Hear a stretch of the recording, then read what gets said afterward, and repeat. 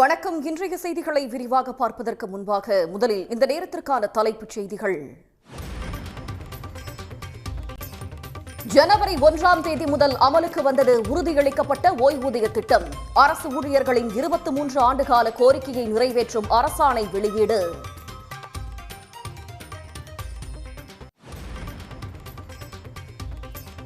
கொளத்தூரில் சமத்துவ பொங்கல் விழா கொண்டாடிய முதலமைச்சர் மு.க. ஸ்டாலின்.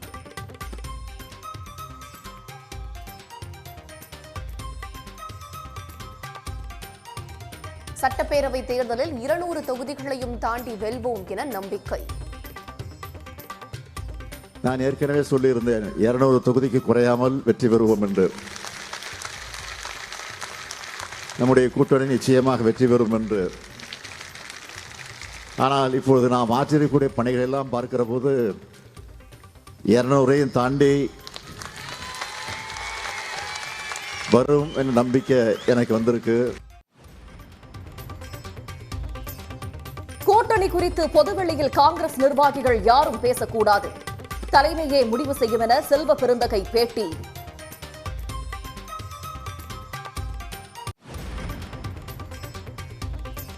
நிலக்கோட்டை சந்தையில் மல்லிகைப்பூ 1 கிலோ 10,000 ரூபாய்க்கு விற்பனை. வரத்து குறைந்ததால் விலை மேலும் அதிகரிக்கும் என வியாபாரிகள் தகவல்.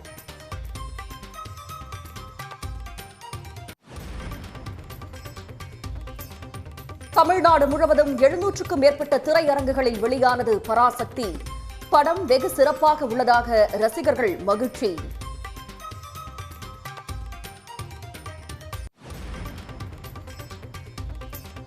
சென்னையில் ரசிகர்களோடு பராசக்தி திரைப்படத்தை கண்டு ரசித்த நடிகர் சிவகார்த்திகேயன். முன்னோர்களின் மொழிப்போர் தியாகத்தை நினைவு கூறும் வகையில் படம் அமைந்துள்ளதாக மகிழ்ச்சி.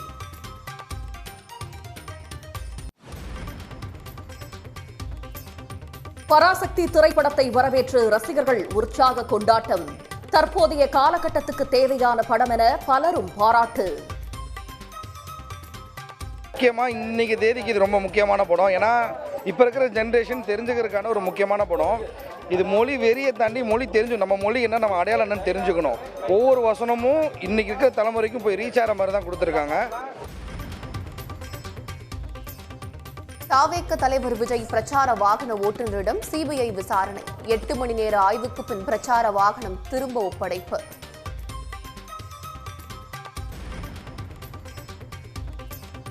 தணிக்கை சான்றிதழ் வழங்கும் நடைமுறையில் மாற்றம் தேவை என கமல்ஹாசன் வலியுறுத்தல். தெளிவான நடைமுறை இல்லை என்றால் படைப்புகள் பாதிக்கப்படும் என்றும் கருத்து.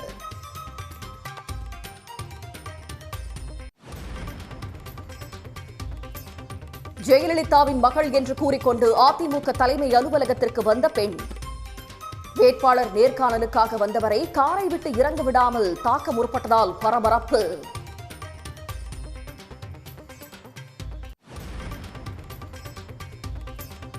சென்னை, செங்கல்பட்டு உள்ளிட்ட 5 மாவட்டங்களில் நாளை கனமழைக்கு வாய்ப்பு. சென்னை வானிலை ஆய்வு மையம் தகவல்.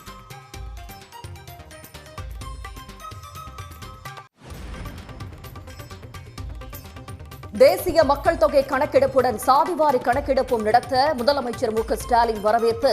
மாநில முதலமைச்சர்கள் பிரதிநிதிகளை உள்ளடக்கிய ஆலோசனை குழுவை அமைக்குமாறு பிரதமர் மோடிக்கு கடிதம்.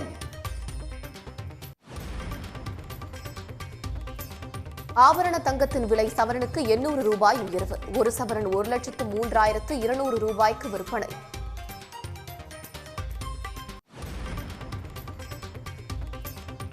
தஞ்சாவூர் சாஸ்திரா பல்கலைக்கழகம் ஆக்கிரமித்திருந்த 33 ஏக்கர் நிலம் மீட்பு.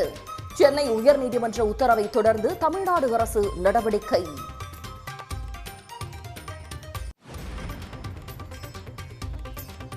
தமிழ்நாட்டின் பல்வேறு இடங்களில் களை கட்டிய சமத்துவ பொங்கல் விழா. பாரம்பரிய கலை நிகழ்ச்சிகள், விளையாட்டுப் போட்டிகள் கோலாகலம்.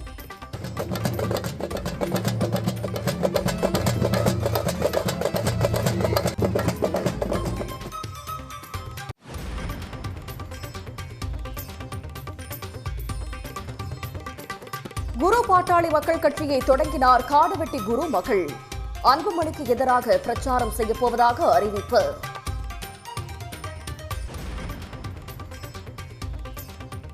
கார்த்தியின் வாத்தியார் 14ஆம் தேதியும் 15ஆம் தேதி ஜீவாவின் தலைவர் தம்பி தலைமையில் படங்கள் வெளியீடு. விஜயின் தெறி திரைப்படம் பொங்கல் அன்று ரீரிலீஸ் ஆகும் என அறிவிப்பு. தமிழ்நாடு உறுதியளிக்கப்பட்ட ஓய்வூதிய திட்டத்தை செயல்படுத்துவதற்கான அரசாணையை தமிழ்நாடு அரசு வெளியிட்டுள்ளது. அதன்படி இந்த திட்டம் ஜனவரி 1ஆம் தேதி முதல் பின் தேதியிட்டு அமலுக்கு வருவதாக அரசாணையில் அறிவிக்கப்பட்டுள்ளது. ஏற்கனவே அறிவிக்கப்பட்டபடி ஜனவரி 1ஆம் தேதியன்று மாநில அரசு பணியில் சேர்வோருக்கு TAPS எனப்படும் தமிழ்நாடு உறுதியளிக்கப்பட்ட ஓய்வூதிய திட்டம் பொருந்தும். CPS எனப்படும் பங்களிப்பு ஓய்வூதிய திட்டத்தில் உள்ள அரசு பணியாளர்கள் ஜனவரி 1ஆம் தேதியோ அல்லது அதன் பின்னரோ ஓய்வு பெறும்போது TAPS திட்டத்தின் கீழ் பலன்களை பெறுவர். அரசு ஊழியர் ஓய்வு பெறும்போது அடிப்படை சம்பளம் மற்றும் அகவிலைப்படியை உள்ளடக்கி பெறப்படும் சம்பளத்தில் 50% தொகை ஓய்வூதியமாக வழங்கப்படும். இதற்காக ஊதியத்தில் இருந்து 10% பிடித்தம் செய்யப்படும். ஓய்வூதியதாரர் மரணமடைந்தால் அவர் பெற்றுக் கொண்டிருந்த ஓய்வூதிய தொகையிலிருந்து 60% குடும்ப ஓய்வூதியமாக வழங்கப்படும். அரசு ஊழியர்களுக்கு உயர்த்தப்படும் அகவிலைப்படியை பெறுவதற்கு ஓய்வூதியதாரர்களும் குடும்ப ஓய்வூதியதாரர்களும் தகுதியுள்ளவர்கள் ஆவர். பணியில் இருக்கும்போது மரணமடைந்தாலோ அல்லது ஓய்வு பெற்றாலோ அதிகபட்சம் 25 லட்சம் ரூபாய் பணி கொடையாக வழங்கப்படும். இந்த TAPS திட்டம் அமலாவதற்கு முன்பு பணி ஓய்வு பெறும் பங்களிப்பு திட்டத்தில் உள்ள ஊழியர்களுக்கு சிறப்பு கருணை ஓய்வூதிய தொகை வழங்கப்படும். ஜனவரி 1, 2026க்கு முன்பு பணியில் இருந்த மற்றும் பங்களிப்பு ஓய்வூதிய திட்டத்தின் கீழ் உள்ளடக்கப்பட்ட அரசு ஊழியர்கள் ஓய்வு பெறும் நேரத்தில் தமிழ்நாடு உறுதியளிக்கப்பட்ட ஓய்வூதியத்தில் உள்ள சலுகைகள் அல்லது பங்களிப்பு ஓய்வூதிய திட்டத்தில் உள்ள சலுகைகளை பெற விருப்பத் தேர்வு வழங்கப்படும். தமிழ்நாடு அரசு அறிவித்த உறுதியளிக்கப்பட்ட ஓய்வூதிய திட்டத்திற்கு ஏற்கனவே அனைத்து அரசு ஊழியர் சங்கங்களும் வரவேற்பு தெரிவித்திருப்பது குறிப்பிடத்தக்கது. கொளத்தூர் தொகுதியில் பொங்கல் விழாவை கொண்டாடிய முதலமைச்சர் ஸ்டாலின் சட்டமன்ற தேர்தலில் 200க்கும் மேற்பட்ட தொகுதிகளில் திமுக வெற்றி பெறும் என்று உறுதி தெரிவித்திருக்கிறார். சென்னை கொளத்தூரில் நடைபெற்ற பொங்கல் விழா நிகழ்ச்சிகளில் முதலமைச்சர் ஸ்டாலின் கலந்து கொண்டார். நிகழ்ச்சிகளில் பங்கேற்கச் சென்ற முதலமைச்சருக்கு சாலையின் இருபுறமும் திரண்டு நின்று பொதுமக்கள் உற்சாக வரவேற்பு அளித்தனர். அப்போது சிலம்பம் சுற்றி முதலமைச்சர் மகிழ்ச்சியை வெளிப்படுத்தினார்.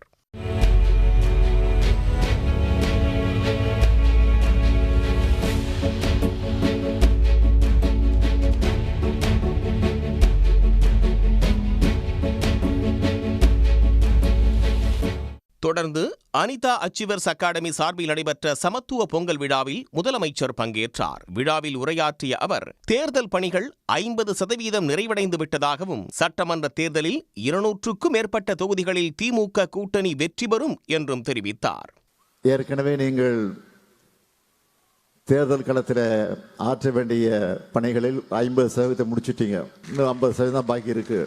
ஏதோ கொளத்தூர் தொகுதியில் மட்டும் இல்லை, ஒட்டுமொத்தமாக தமிழகத்தில் இருக்கக்கூடிய திராவிட முன்னேற்ற கழகத்தை சார்ந்தவர்கள், நம்முடைய செயல் வீரர்கள் ஆற்றுகிற அந்த பணிகள் எல்லாம் பார்க்கிற போது நான் ஏற்கனவே சொல்லியிருந்தேன் 200 தொகுதிக்கு குறையாமல் வெற்றி பெறுவோம் என்று. நம்முடைய கூட்டணி நிச்சயமாக வெற்றி பெறும் என்று. ஆனால் இப்பொழுது நாம் ஆற்றிருக்கக்கூடிய பணிகள் எல்லாம் பார்க்கிற போது 200ஐயும் தாண்டி வரும் என்ற நம்பிக்கை எனக்கு வந்திருக்கு. ஆக அந்த நம்பிக்கையோடு பொங்கல் விழாவை நாம் கொண்டாடுகிறோம். விழாவில் பங்கேற்றவர்கள் முதலமைச்சரோடு செல்ஃபி எடுத்து மகிழ்ந்தனர். தொடர்ந்து புளியந்தோப்பு பகுதியில் நடைபெற்ற நிகழ்ச்சியில் தூய்மை பணியாளர்களோடு பொங்கல் விழாவை முதலமைச்சர் கொண்டாடினார். அப்போது 1300 தூய்மை பணியாளர்களுக்கு பொங்கல் பரிசுகளை வழங்கிய முதலமைச்சர் அவர்களோடு இணைந்து பொங்கல் வைத்து மகிழ்ந்தார்.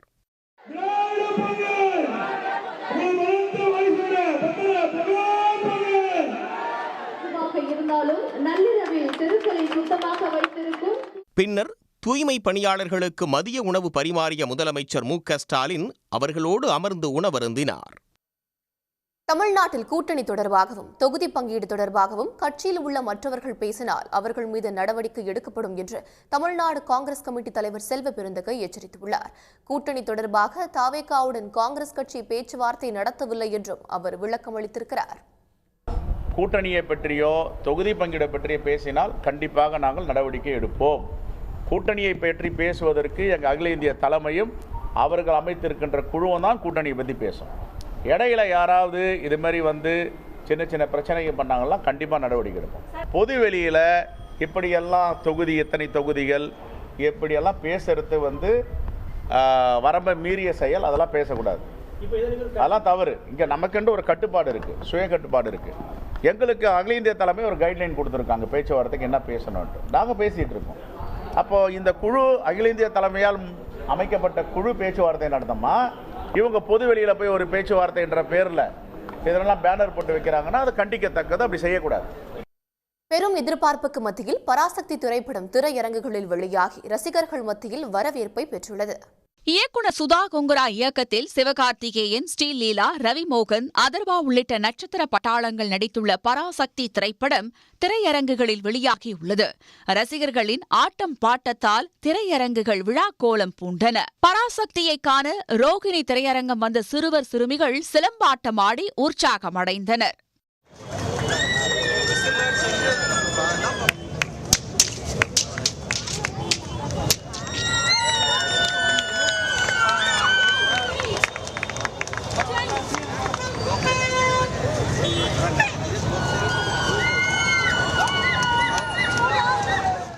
சத்தியம் திரையரங்கில் நடிகர் சிவகார்த்திகேயன், நடிகை ஸ்ரீலீலா ஆகியோர் பராசக்தி படத்தை ரசிகர்களோடு கண்டு மகிழ்ந்தார். ஒவ்வொரு காட்சியையும் வரவேற்று ரசிகர்கள் கொண்டாடியது கண்டு படக்குழுவினர் நெகிழ்ந்து போயினர். நம்ம முன்னோர்கள் நம்ம மொழிக்காக, தமிழுக்காக பண்ண இவ்வளவு பெரிய போராட்டத்தை அடுத்த தலைமுறை கொண்டு போகணுன்றதான் இதனுடைய முயற்சி. அது என்னைக்கு வருதோ அன்னைக்கு கண்டிப்பா எல்லாருக்கும் செலிப்ரேஷன் தான். அது ஒரு ரசிகர்கள் பாயிண்ட் ஆஃப் வியூல மட்டும் இல்ல, இண்டஸ்ட்ரிக்கும் தியேட்டருக்கும் அது ரொம்ப ரொம்ப முக்கியமான படம். சீக்கிரம் வரும் நான் நம்புறேன், நல்லதே நடக்கும். தேங்க்யூ உங்க எல்லாருக்கும் பொங்கல் வாழ்த்துக்கள். இந்த படத்தோட வெற்றினா இந்த மாதிரி குழந்தை வந்து அவங்க என்ன சொல்றாங்கன்னா, எந்த மாநிலங்கள்ல என்ன மொழி பேசணுமோ அங்கே அதை பேசப்படணும் அப்படின்னு சொல்றது அவங்க சொல்றாங்க, நான் சொல்லல. So that is fantastic. Yeah, thank you. ஐயோ செம்ம லவ். எனக்கு ரொம்ப ஐ திங்க் நான் எக்ஸ்பெக்ட் பண்ணல இப்படி ஒரு ரெஸ்பான்ஸ். பட் உள்ள ஒரு டைலாக், ஒரு ரெஸ்பான்ஸ், அதுக்கப்புறம் அந்த பிஜிஎம்க்கு, ஒரு சீனுக்கு. So first time Tamil audience I am seeing their இப்படி ஒரு ரியாக்ஷன். ரொம்ப சந்தோஷமாக இருக்குது. அண்ட் இப்படி நல்லா I want to make more good films like this. இப்போ நெக்ஸ்ட் பண்ணுறேன்னா அனௌன்ஸ் பண்ணுறேன் வெரி சூன். ஆனால் இப்போ நான் ரிப்பீட்டில் பராசக்தி பார்க்குறேன். இப்போ காசி திரையரங்கம் முன்பு செண்டை மேளம் முழங்க பட்டாசு வெடித்து பராசக்தி படத்தை வரவேற்று ரசிகர்கள் கொண்டாடினர். காசி திரையரங்கத்தில் பாடகி கெனிஷாவுடன் நடிகர் ஜெயம் ரவி சிறப்பு காட்சியை கண்டு ரசித்தார். நடிகை ஷாலினி, நடிகர் துருவ் விக்ரம், சிவகார்த்திகேயனின் மனைவி ஆர்த்தி ஆகியோரும் பராசக்தி சிறப்பு காட்சியை திரையரங்குகளில் கண்டு ரசித்தனர். மிரட்டலான வசனங்கள், அதிரடியான சண்டை காட்சிகளை ரசிகர்கள் வரவேற்று கொண்டாடி வருகின்றனர். லாங்குவேஜோட இம்பார்ட்டன்ஸ் என்னன்னு படத்தில் ரொம்ப நல்லாவே சொல்லியிருக்காங்க. அண்ட் இந்த படத்தோட கான்செப்டே வந்து நாங்கள் ஹிந்தியை வந்து எதிர்க்கலை, அதை எங்கள் மேலே திணிக்காதீங்கன்னு தான் சொல்கிறோம். அதுதான் படத்தோட கான்செப்டே. சார் உணர்வு, நான் இவ்வளோ பேசுகிறேனே சார், இந்த பையன் பேசுகிறேன் சார், 2026 இருக்கிற இந்த பசங்க வந்து அந்த ஒரு உணர்வை கொண்டு போயிருக்காங்கன்னா அப்போ இந்த படத்தை இவ்வளோ அழகாக மேக் பண்ணியிருக்காங்க. ரைட், இந்த டைம் ட்ராவலை நிஜமாலே கொண்டு போயிருக்காங்க. They have made us to connect. இந்த படத்தை வந்து அந்த ஈவெண்ட்டில் என்ன, அந்த டைமில் இந்த ஈவெண்ட் எப்படி நடந்ததுங்கிறத கண்டிப்பாக இன்றைக்கி அதை கனெக்ட் பண்ணியிருக்காங்க. அப்படின்னா அவ்வளோ சக்ஸஸ் அந்த படத்தில் இருக்குது. முன்னோர்கள் செம்மல்கள் வந்துட்டு எவ்வளோ போராடிருக்காங்க நம்மளுக்காக அப்படின்றது இந்த ஜென்ரேஷனுக்கு தெரியணும். இப்போ நம்ம ஈஸியாக பேசுகிறோம், பழகுறோன்னா அதெல்லாம் அவங்க பண்ணது தான். ஸோ ஆப்வியஸாக இது எல்லாருமே தெரிஞ்சுக்க வேண்டியது. அப்போ உள்ளவங்களுக்கு தெரிஞ்சிருக்கும், ஒரு 80s 90s உள்ளவங்களுக்கு தெரிஞ்சிருக்கும். இப்போ உள்ளவங்களுக்கு ஸோ ஓரளவு இப்போ ஒரு 8th 9th படிக்கிற பசங்கள்லாம் எப்படி நமக்கு தமிழ் பேசுகிறோம், இது எப்படி கிடச்சிச்சு அப்படிங்கிறது தெரியாதுல்ல. ஸோ இது வந்து இப்போ நிறைய பேர் கேட்குறாங்க, இது தேவைதானா அப்படின்னு. கண்டிப்பாக தேவைதான். நமக்கு எப்படி கிடச்சிச்சு அப்படிங்கிற நம்ம தெரிஞ்சுக்கணும்ல. ஆனால் அவனை எழுதினா மட்டும் பத்தாது, அது எங்கேருந்து உருவாச்சு அப்போ நமக்கு தெரியும்ல. ஸோ அந்த மாதிரி தான் தமிழ் எப்படி கிடச்சிச்சு அப்படிங்கிறது இந்த படத்தில் ஒவ்வொரு டீட்டெயிலிங்காக சொல்லியிருக்காங்க. சுதா கொங்கராவுக்கு இவங்க பாராட்டு விழா நடத்தணும். யாருமே கேட்கல நீங்கள் இப்படி தமிழ் ஆர்வத்தை பற்றி ஒரு படம் எடுங்கன்ட்டு. அவங்க அதை கமர்ஷியலாக நினச்சி எடுத்த மாதிரியாகவும் தெரியல, ஏதோ அவங்க சொல்ல நினச்சிருக்கிறாங்க. அது கிளியராக வெளியே வந்திருக்கு. 25 கட்டு போட்டோம், அவன் கத்திரி தான் மொட்டையாச்சு, தாண்டி விஷயம் வந்துருச்சு படம் வெளியே. தமிழ்நாட்டில் மட்டும் 700க்கும் மேற்பட்ட திரையரங்குகளில் பராசக்தி படம் வெளியாகி பாராட்டை பெற்று வருகிறது. சென்னையில் பராசக்தி திரைப்படம் பார்த்த ரசிகர்கள் படம் சிறப்பாக இருப்பதாகவும் தமிழுக்கு முக்கியத்துவம் கொடுத்து எடுத்திருப்பதாக தெரிவித்தனர். அவர்கள் கூறிய கருத்துக்களை இப்போது பார்க்கலாம். படம் செமையாக இருந்தது. பராசக்தி சிவகார்த்திகேயன் செமையாக பண்ணியிருக்காரு. எல்லாருமே சூப்பராக பண்ணியிருக்காங்க. படம் ஒர்த் வாட்சிங்க. செமையாக இருந்தது. சூப்பர். ஹிந்தி நாங்கள் கற்றுக்குறோம், எங்கள்கிட்ட திணிக்காதீங்கன்னு சொல்கிற மாதிரி சீன்ஸ் எல்லாம் நல்லா கூஸ் பம்ஸாக சூப்பராக இருந்துச்சு. நல்லா எடுத்திருக்காங்க. சுதா கொங்கராக்கு இன்னொரு நல்ல வெற்றி தான் இது. படம் வந்து ரொம்ப சூப்பராக இருக்குங்க. நல்லா நடிச்சிருக்காரு சிவகார்த்திகேயன், ஜெயம் ரவியும். அதாவது தமிழுக்கு முக்கியத்துவம் கொடுத்துருக்காங்க. ஹிந்தி தமிழ்னு அதை வந்து இந்தியை வந்து எதிர்த்து தமிழ் கம்பல்சரி இல்லாமல் பண்ணணுன்னு சொல்லியிருக்காங்க. இது is very best film sir. இது எல்லாரும் பார்க்க வேண்டிய படம். அவங்க சொன்ன மாதிரி நாங்கள்லாம் ரொம்ப தீவிரமான எஸ்கே ஃபேன்ஸ். எல்லா படமும் ஃபர்ஸ்ட் டே போய் பார்ப்போம். படம் வந்து ரொம்ப இன்ஸ்பைரிங்காக இருந்துச்சு. எல்லாம் அந்த இன்டர்வல் பிளாக் சீன் வந்து செம்மையாக இருந்துச்சு. கூஸ் பம்ப்ஸ்லாம் இருந்துச்சு. செம்ம டைரக்ஷன். படமே செம்மையாக இருந்துச்சு சார். செம்ம சூப்பராக இருக்குது சார். தமிழுக்காக இந்த படம் வந்து எடுத்திருக்காங்க. ரொம்ப இன்னொரு நெக்ஸ்ட் டைம் கூட பார்க்கலாம் இந்த படத்தை. சிவகார்த்திகேயன் அந்த எல்லா மொழியும் வந்து சேர்ந்து நம்ம தமிழுக்காக வந்து எல்லாம் போராடி இது பண்ணுறதுனால ரொம்ப சூப்பராக இருக்குது படம். நெக்ஸ்ட் டைம் வந்து பார்ப்போம். படம் சூப்பராக இருக்குது. தமிழ் வந்து செம்மையாக எடுத்திருக்காங்க. சுதா கொங்கரா வேறு லெவல், சிவகார்த்திகேயன் வேறு லெவல். நல்லா இருக்குது. தமிழை பற்றி நல்லா எக்ஸ்பிளைன் பண்ணியிருக்காங்க. இது எல்லாருமே கண்டிப்பாக பார்க்கணும். தமிழை காப்பாற்றுறதுக்காக ஒரு நல்ல மூவி எடுத்திருக்காங்க. நிறைய பேருக்கு வந்து இந்த மாதிரி ஒரு ஹிஸ்ட்ரி நடந்ததுன்றதே தெரியாது. ஆனால் இந்த படத்தை பார்த்து வந்து இந்த ஹிஸ்ட்ரியை வந்து நல்லா தெரிஞ்சுக்கலாம். ரொம்பவே நல்லா இருக்குது. நல்லா டைரக்ட் பண்ணியிருக்காங்க. சூப்பரான மூவி. படம் ரொம்ப சூப்பராக இருந்தது. தமிழ் மொழியை வந்து நல்லா எதுவும் பண்ணியிருக்காங்க. மொழி அதை முன்னிறுத்தி எடுத்திருக்காங்க. நல்லா நடிச்சிருக்காங்க. சூப்பராக இருக்குது படம். Very good sir. மூவி சூப்பராக எடுத்திருக்காங்க. ஒரு யங்ஸ்டர்ஸும் பார்க்க வேண்டிய படம். இப்போ இருக்கிற யங்ஸ்டர்ஸ்க்கு வந்து இது ரொம்ப அவசியம். இந்த மூவினால என்ன தெரிய வருது அப்படின்னா, தமிழ் மட்டும் கிடையாது, நான் தமிழ் மீடியம் மட்டும் கிடையாது, இப்போ நான் தமிழ் மீடியம் படித்தாலும் எனக்கு இத்தனை லாங்குவேஜ் தெரிஞ்சதுன்னா எனக்கு பெனிஃபிட் அப்படின்றது ஒரு உதாரணமாக காட்டுறாங்க. It is really good actually. நான் ஹிந்தி எஜுகேஷன் போது அந்த போராட்டம் நடக்கும்போது ஒரு 15 வயசு இருக்கும். ஸோ லைவாக பார்த்தது. அந்த இன்டர்வல் பிளாக் பார்க்கும்போது கொஞ்சம் எமோஷன் ஜாஸ்தியாகவே போச்சு.